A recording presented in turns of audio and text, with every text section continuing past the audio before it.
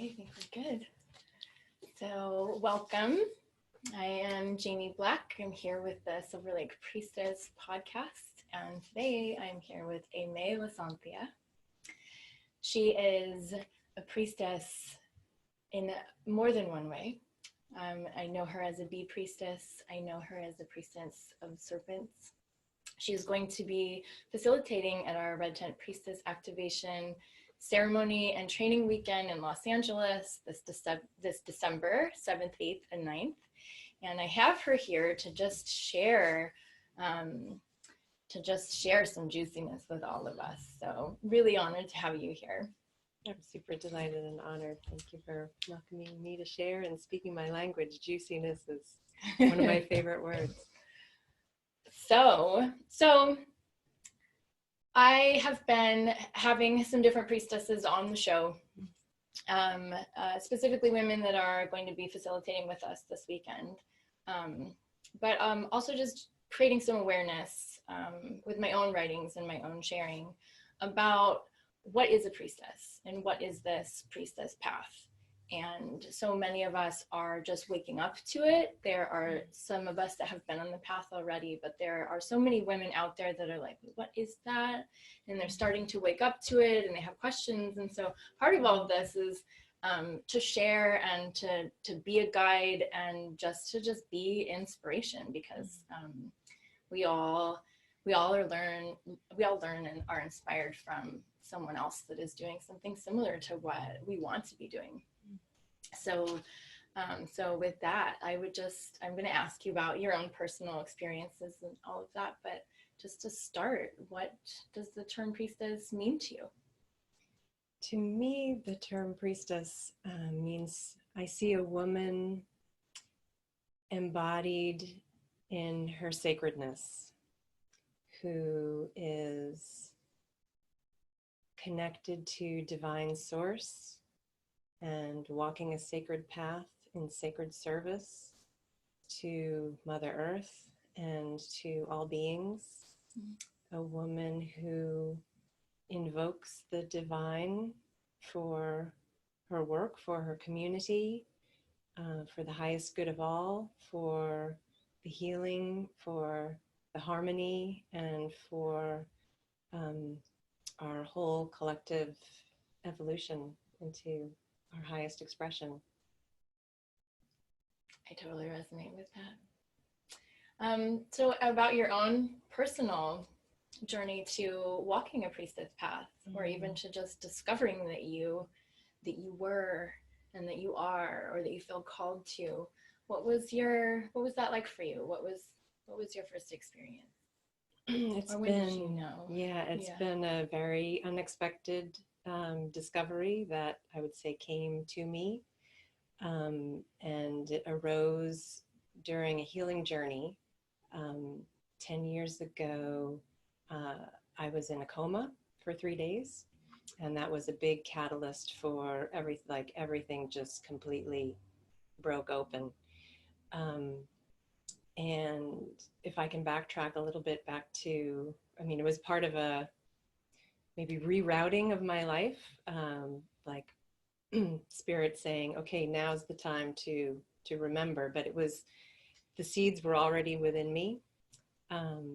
Growing up on the East Coast in a very rural part of the eastern part of Long Island, my favorite thing as a little girl was to dance in the garden barefoot with the sun and the flowers and the air, and just completely being free in nature and communing in that.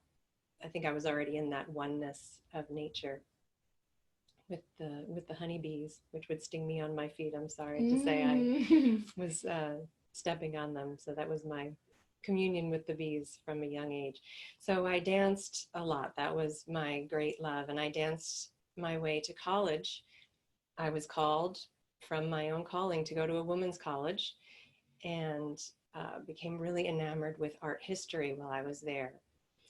And they put up on the screen an image of a woman holding snakes. It's the snake goddess of Minoan Crete. This, figurine of a woman with a flounced skirt, bare-breasted, holding these snakes in her hands. And I thought, wow, what is this? I've never seen anything like this in my life. You know, such a strong presence of this woman fully in her womanness, connected with the serpents, and that to me represented all of nature. And the way the professors described it was, and this is like 2000 BC or so in Crete, in Greece, that this was a period of 2000 years of a matriarchal civilization that lived in harmony with each other and harmony with nature. And it landed so potently within me that, wow, there was so much wisdom, and there's, you know, really something golden here. I want to know more about it. What, you know, what is that? It really hit me strongly, but I was 19 and I didn't fully know what to do with that, but that potent seed was planted deep within me. So, you know, I went about my life. I was in the interior design world for a while, internationally traveling, which was fantastic, and got married and had a beautiful son. And in the initiation of becoming a mother, a lot of things started opening up for me again, and realizing kind of the amazingness of a woman's body, our moon cycles and our ability to create, whether we have children or not. You know, we have this innate design to create and to nurture. And I just became renewed in my fascination with what is it to be a woman. And as I was nursing a lot, my son, I started reading a lot because he would take lots of naps. And so I would hold him and read, and books started coming to me, like When God Was a Woman by Merlin Stone, that hit me really strongly. And another one was The Woman's Book of Holy Mysteries, the Holy Book of Women's Mysteries, excuse me, by Z. Budapest. So many of these books started coming to me, and I was getting really, really excited about this, again, not knowing what to do with it. But then that unthinkable going into a coma was kind of a perfect storm of things happening, but I look at it now as another initiation. It was almost like the universe putting me into this cave to go within myself, and perhaps to commune with spirit, and perhaps to get some reminders. I'm not entirely sure what happened in those 3 days. I don't fully remember. But I know when I woke up and miraculously was in fine order, a lot of the whole world looked utterly different, and I actually, that was the beginning of the unraveling.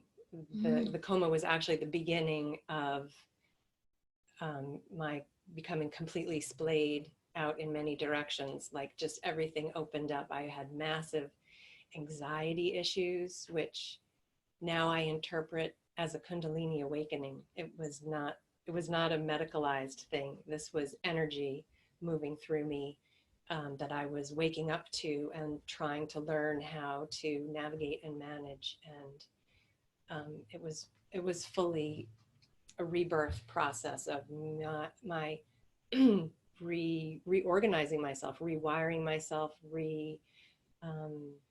re-remembering myself, and coming into, I feel like the past 10 years have been my coming into what is my true life's purpose here? What can I do, you know, on a grander scheme that's part of my true calling, to follow my true soul's calling. And I'm really grateful to have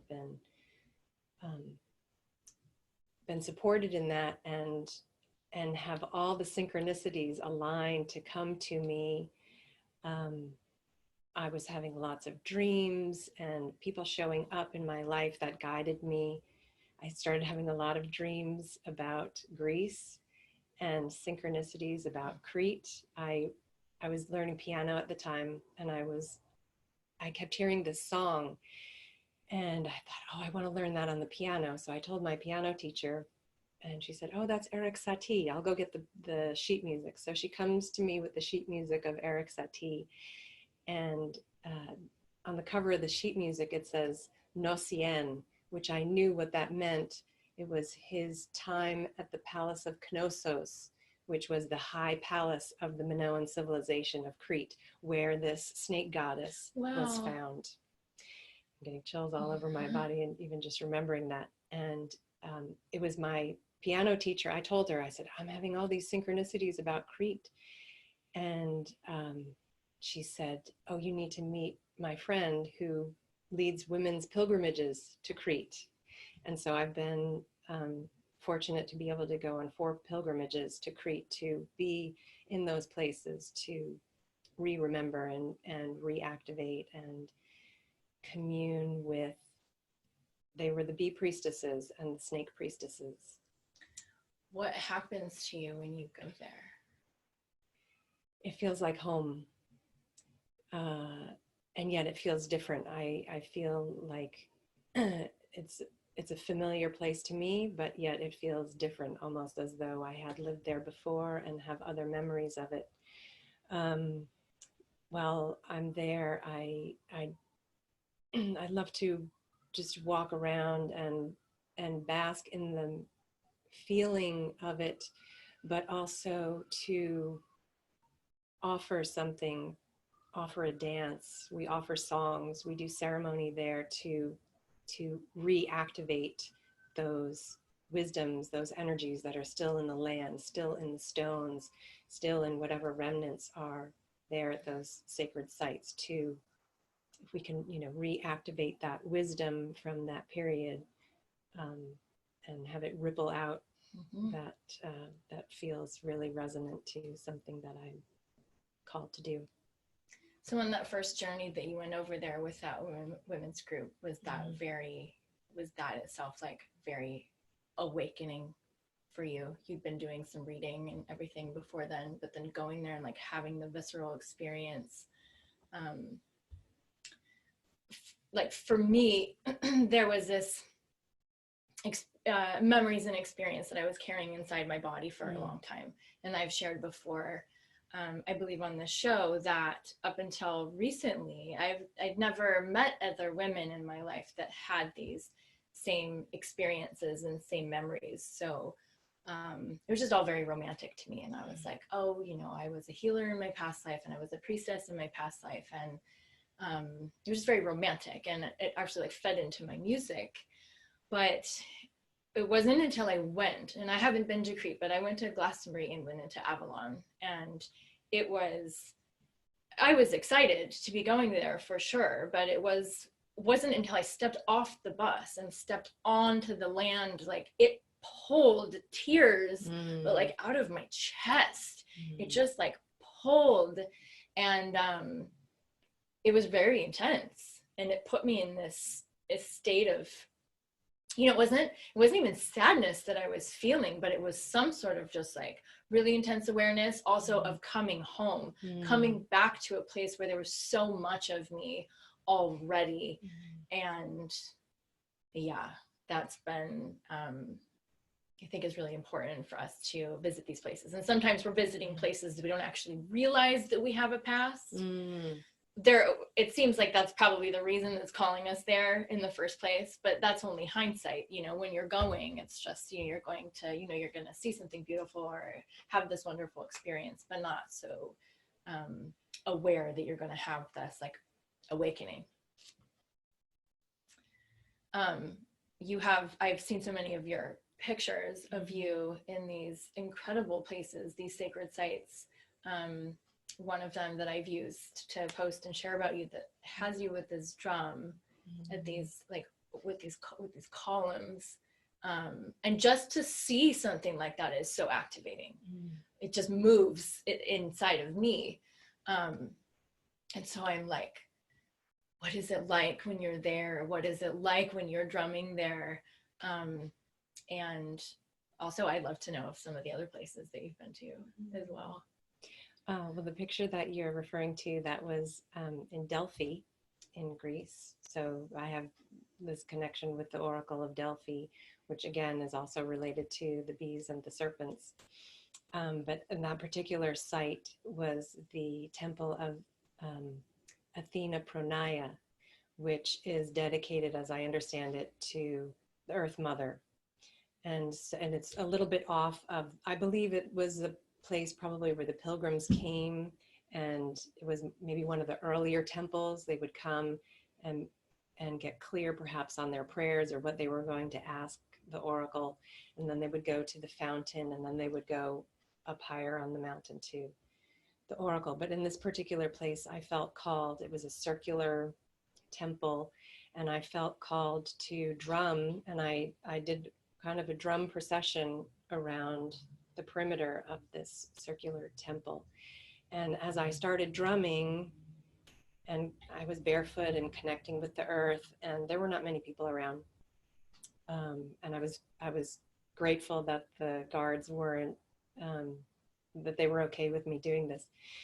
So as I'm drumming, walking around the circle, I just felt this strong surge of energy through my body of calling in the women to be here and commune with Mother Earth and bring us all into deeper connection with Mother Earth. And as I'm drumming and feeling this just within myself, a woman who I didn't know from, as you just must have been on the site, she started coming towards me and came with me. And as I came to the end of the circle and was drumming in place and singing, she just stood with me and held space. And when I completed what I felt was coming through, she looked at me and bowed and said, thank you. And we had never exchanged any words, but it was just as though she could feel what was happening, and she was called to be there. And it really, it really touched my heart. That's beautiful. Yeah. And maybe you were together there before. Mm. Yeah. So something that I've been learning about only just recently is that the bees and the serpents go together in a way. I don't know if that's the right word to say, but you know what I mean. And could you tell us a little bit about that? It's a deep mystery that I've been still trying to figure out.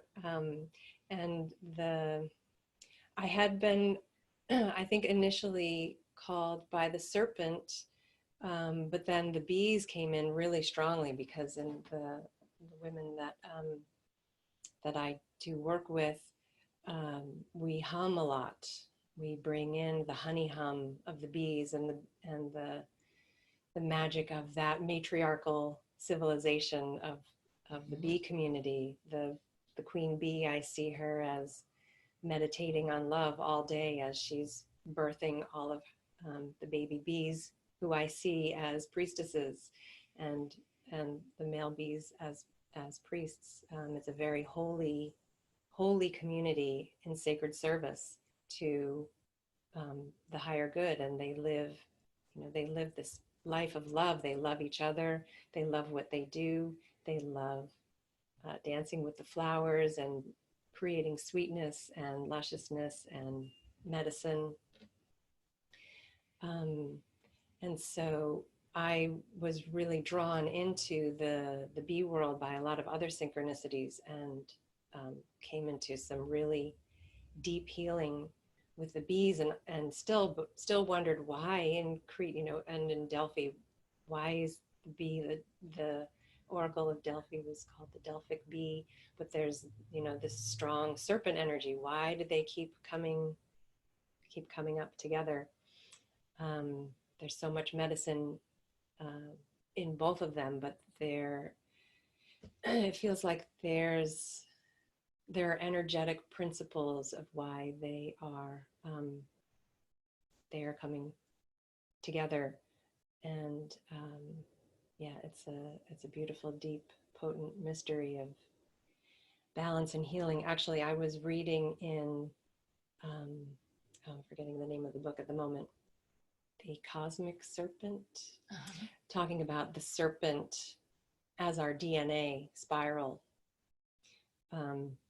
And on that DNA spiral are the hexagons. So there's the serpent as the spiral and the hexagon as the bee right on our DNA. How interesting. And right, they both represent the feminine, for sure, because the serpent is one of like our oldest symbols of the goddess, of the feminine, of Shakti, of feminine sexuality. And then the bees. I think we had talked about this before, and so, but I had a beekeeper, Benjamin Pixie. I had went to a gathering of his and got to learn a lot about bees from him, and he was talking about how many thousands of bees are in a hive, and most of them are female, and then there's a very small percentage of those bees that are male, that are the priests that you were talking about, and they're the ones that stay outside the hive and that they protect. But it was almost like the number inside was thousands and thousands, and the number outside was maybe like 600 of the men. So it is, and obviously the queen, she's the queen mother. So definitely for priestesses and working with the energies of these two, which I'm kind of just starting myself, and I've done a little bit more work with the serpent than the bees, but actually meeting you has brought me into this world of bees and ceremony with them and honey ceremony. So you're going to be leading in both of those ceremonies. You're going to be leading the serpent initiation. Do you want to tell us about that? I would love to. I'm doing work as in training as a Pythoness, and this is about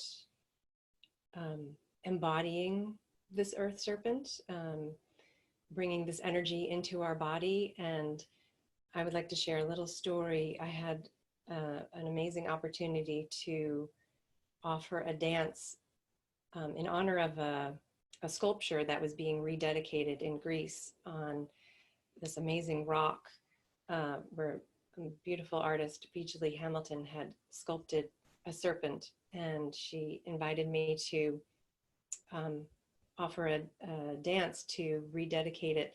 And so it was the perfect opportunity to really allow that serpent to move through me in this incredible setting with the sun and the ocean waves and the wind.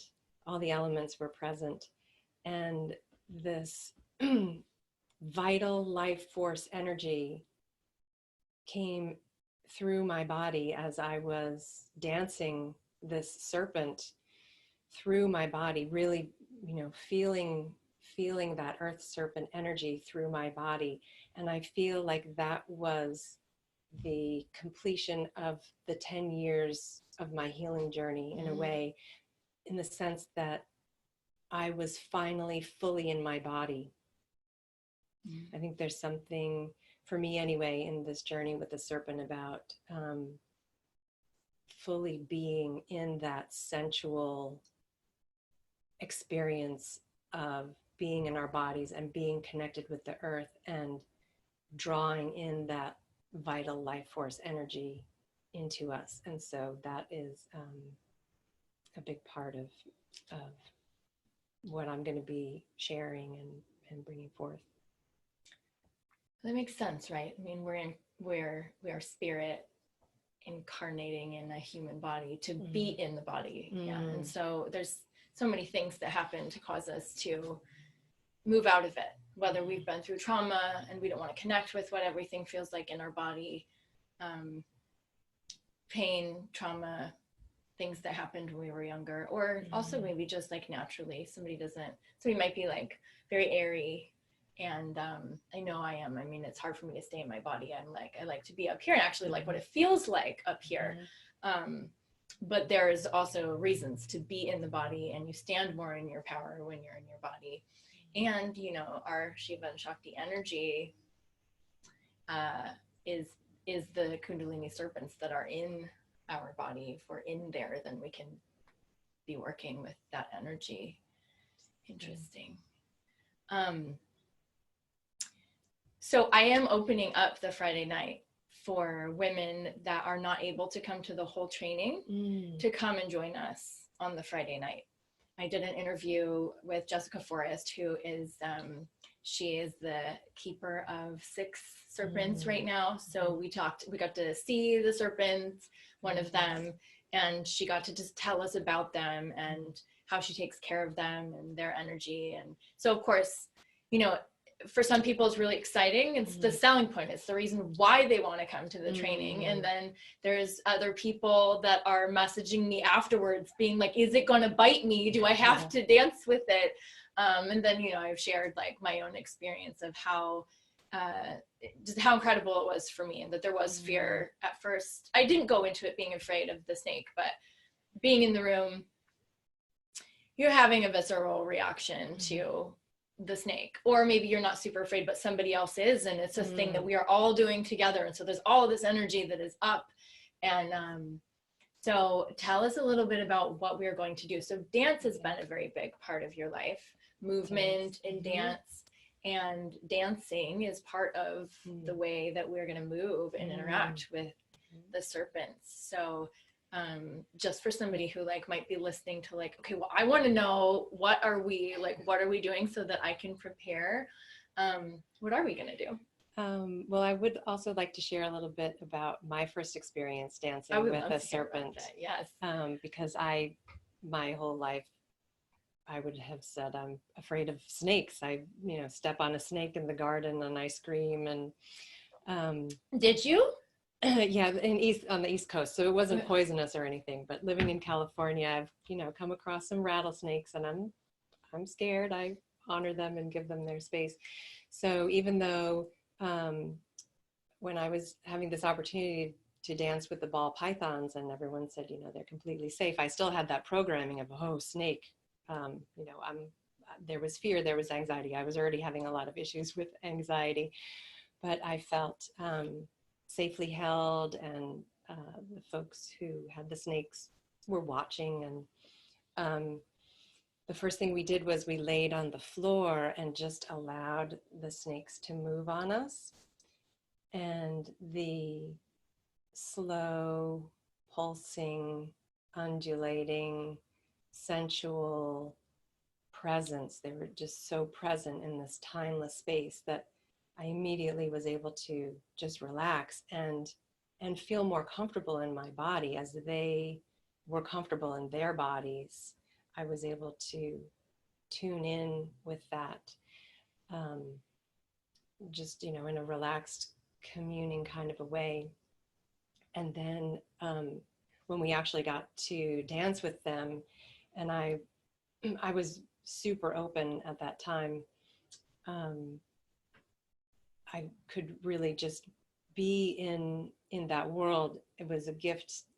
I think that I was able to tune in at that level, and still can, because they put me in this place of this timelessness and this sensual kind of experience of, you know, their skin and the way they move so slowly, but also knowing that they could move fast if they wanted to. There's that lightning energy in there too, which I think is the, you know, part of that life force energy. It's the same energy that has the sprouts of the plants, you know, grow. It's the same, the same energy. So yeah, I completely fell in love, to my huge surprise. And then did you start dancing regularly with the serpent? I would have loved to, and I'm still on the verge of having my own. In fact, Jessica's coaching me a little bit on the ways to care for them. I've had some hesitation on the feeding ritual. I would too. So yeah, so I'm grateful when someone else has a serpent that I can visit and dance with, commune with. But yeah, I would like to have that as more of a regular part of my life. I felt that experience also. After my first experience, it's like there was euphoria involved, and it was I could still feel the presence of that magic, of that energy, and of that being that was on me. And also, for me, it was really working through fear. And the second time, which was a few months later, that I danced with one of the same snakes in the family of the snakes that I had danced with a few months before, I thought I was going to be like good to go. I was like, okay, I've already done this. I know that I'm not afraid of the snake now, so I'm ready. And it was a surprise to me that I still had, like, for me, experienced some paralysis. So I don't necessarily want to stand in front of a whole bunch of people and dance and have them all looking at me. I'm still a little bit shy about the performing part of it, but I am comfortable moving my body in front of people, and especially women. I've done a lot of like dancing in clubs and dancing in dance classes and things like that. So after I realized I wasn't afraid of the snake, then I was like, oh, this is gonna be so amazing, because I'm gonna be able to like move with this snake with me. And no, I still had just a bunch of like energy come up, a bunch of fear and resistance come up. And what happens in those moments is just, you sink in, you link in with that animal. You're not, with the serpent, you're not trying to have your own dance and then this thing is just on you. It's also like very important for you. This is what I felt, that I needed to be moving with the snake.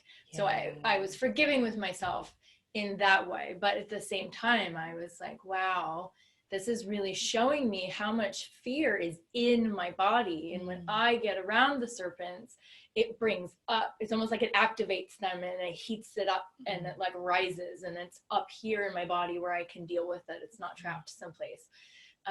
So for me, I'm like, I know that when I finally don't have that fear come up, that means that I've worked through it in my life. So I'm really excited to have met Jessica and that she has all of these serpents and does lots of events with sharing them with people, and so that we can dance with them, because I'm really wanting to move that energy in my life. So are we going to be dancing? We'll be dancing, and if I might drop in a little something that was helpful to me the first time in coming into this kind of partnership experience with the serpent, it was helpful for me to just start thinking of myself as a tree. I was just being there with my branches to help support the serpent and hold that kind of intention, which, then I started breathing into the ground, into my roots, and feeling a little bit more relaxed. And then, as the serpent moved, then I would start to move with the serpent, and it became a co-creative flow that just arose naturally in the communion. The idea of being supportive to the snake is beautiful. Really helpful. It really changes like one's perspective. That's beautiful. So we're going to have that experience on the Friday night. And this will be also like the beginning of our weekend. So that's one of the reasons why I did want to offer it at first. I experienced a weekend that way myself, and we just happened to be doing Dancing with the Serpents at first, and it was so great for opening us up individually, opening us up to each other, all the women that are going to be there, and opening us up for the transformation that was going to happen for the weekend coming. So on the Saturday, we are going to be doing a honey ceremony. So honoring the bees and participating in the sweetness that they create. What can you share with us about that? The bees are my teachers, and I have such high respect for them and the medicine that they've brought to me, and honoring the seasonal cycles of their life is what I bring into these honey ceremonies. So it's about the bees and the sweetness that they create, it's also about us and the sweetness that we create. So we'll be honoring ourselves and our creative cycles in tune with the earth, in tune with the rhythms of nature. So taking the honey as a sacrament and an honoring to all that we do in creating the gardens of our lives, and honoring the visions that we can bring forth in what we will create in the coming year. Will be in the winter time now, so we'll be honoring a bit of the feeling of the bees in their hibernation state, where they are communing with the flower spirits and dreaming into the world. What will they create in the spring? What will we create in the spring? We don't have to decide now, but we can honor our dreams and enhance our going within as they go within in the wintertime. There's a beauty and a depth to our going inside and taking time to honor ourselves, and feeling that deeply, and knowing that the time that we can spend in the quiet within will only benefit us in the coming spring. If you think of how we have a really wonderful night's sleep, what difference that makes for the next day. So the winter time is like our night, so we can recharge ourselves in this season to prepare for the spring ahead. We did some of that in the ceremony that I attended of yours just recently, and it was very healing and it was very deep, which is one of the reasons I'm offering it in the training.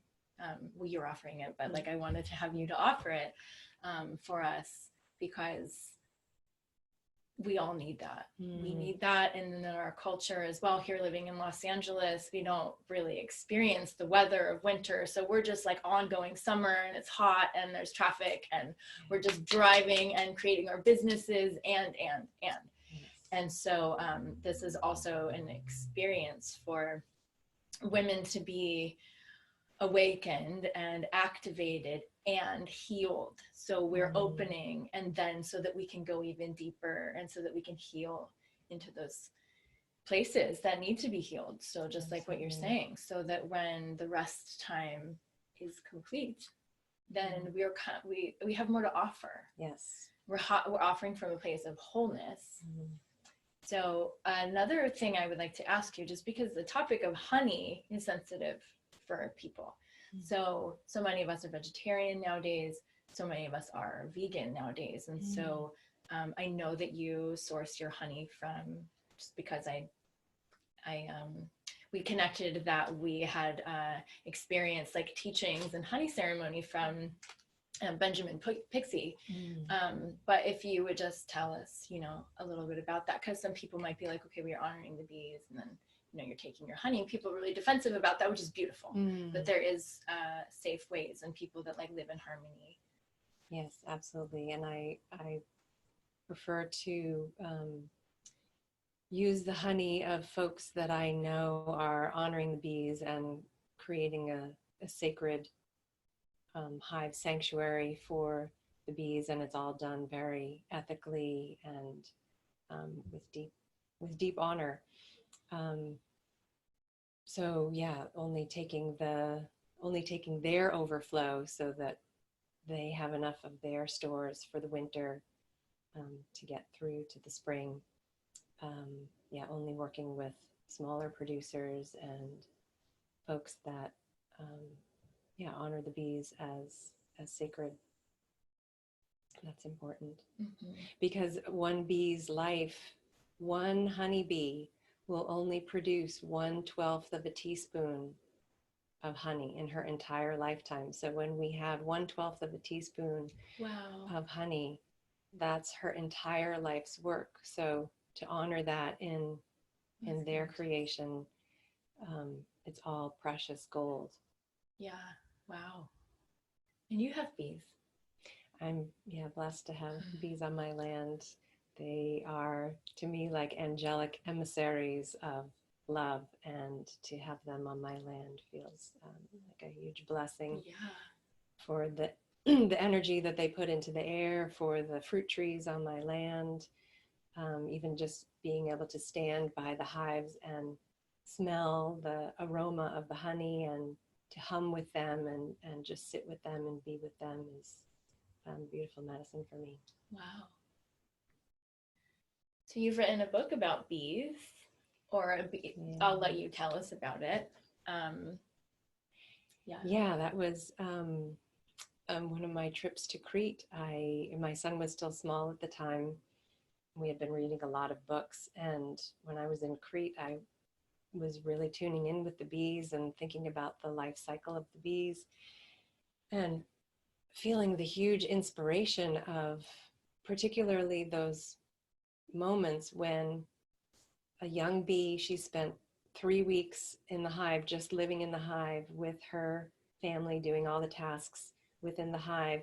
And then at some moment, she's being called to step out of the hive and go out into the unknown to forage for the nectar and the pollen for her family. And what is it like, that crossing of the threshold to go out into the big world, into the unknown? And it was inspiring me as I was stepping out into the unknown in my life, and how inspirational that would be, particularly for children. And it's a children's book, but it's an epically long story. It's ideally for adults to read to children, because there are bits of wisdoms for all ages in there. It was a beautiful journey to tune in with the bees on a deeper level, to write the book, which is how the bees came to be on my land, just so I could sit with them and listen for their stories. And a lot of wonderful people showed up in my life to help guide me and help me learn more about the bees. So I really see it also like the bees. It was a community effort of creation to try to bring forth a story. It's a bit like a heroine's journey, in the sense that the main character, Melissa, which means honeybee in Greek, her journey of living a life for the greater good, for the whole, for the oneness of her family and all the other hives and the gardens, and how everything can flourish when we're all in sacred honoring of life. May we see it? Oh, here it is. Yes. Copy right so, here. What is it called, and how can people find it? Okay, it's called The Amazing Adventures of Melissa B, with fabulous artwork by Tim Lukowiak, the amazing artist. And hold this closer, so maybe we can pick it up. Let's see. It is available on the website, amazingmelissab.com, and in other fabulous outlets, retail places. And the audiobook is in the last final stages of editing, so hopefully that's going to... Are you doing the audio? I did the recording of the audio, and it's about an hour and a half long. It's an epically long story, and it was really great fun to do the recording. Hopefully that's going to be up on Audible soon. Fingers crossed. How exciting. Yeah. That's so beautiful. So my mother, her name is Deborah, but she goes by Debbie. Yeah. And so just recently learning that Melissa means bee priestess. Well, literally it means the one who works the honey. Meli in Greek means honey. So okay. Melissa is the female who works the honey, but the bee priestesses historically were called Melissas. Yeah. And Deborah in Hebrew also means bee priestess. Bee priestess. Mm-hmm. So that was exciting for me to share that with my mom. And my mom has... she really connects with the bee, and so I'm gonna get this for her. Oh, lovely. She will love this. Oh, so and so show us this other book that you have here. So you were talking about your the experience of doing that dance and working with serpent energy and having it close or like kind of complete that 10-year journey that you had gone through. Is this, so you're featured in this book. This is called The Heart of the Goddess. I'll let you say her name so I don't say it incorrectly. Well, I'm not entirely sure. I believe it's Hallie Engelhart Austin. Okay. I've yet to meet her. It's quite a magical honor that the photograph appeared in this book. It was originally released, I believe, in the 80s. Oh, wow. And so this is a re-release, and they have added included, they included this picture from that day. And this is that day that you were talking about. Yeah, the day with Vijay Hamilton rededicating her serpent sculpture. And I'm just so tickled that it's on a page called The Goddess is Alive. So, and there she is. Goddess what an honor. Is alive on the earth, and we are bringing her forth in all ways for everyone to benefit.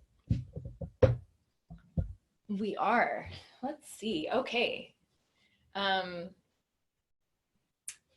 So something else, another wonderful, exciting part of the experience is that you were going to play the gong for us. So I've got to experience sound healing with you playing the gong before. And I've heard the gong as an instrument. I've definitely heard it before, but I have not gone to sound healing experiences with the gong until I went to yours, and what an incredible experience that was. But I know that from you that there's something called a Gong College, and this is actually a very serious study.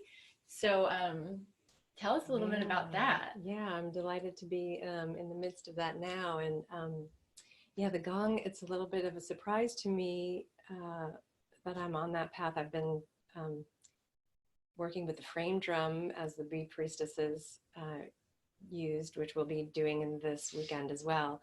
And the gong surprisingly came to me, but it completely makes sense. It's another trans-dimensional object that creates a vortex of energy and vibration that permeates the space.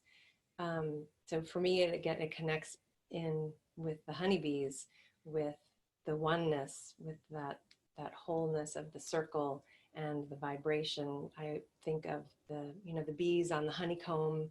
They're feeling the vibration of the wings and the humming and the buzzing of their whole family. So when they're on that honeycomb, they feel the comfort of that vibration. And so it makes sense to me as a dancer, and my joy of being in a space where the music is permeating my whole body. I feel a similar sensation when I'm in this bath of the vibration of the gong, this kind of like a blanket of a feeling of connection and warmth and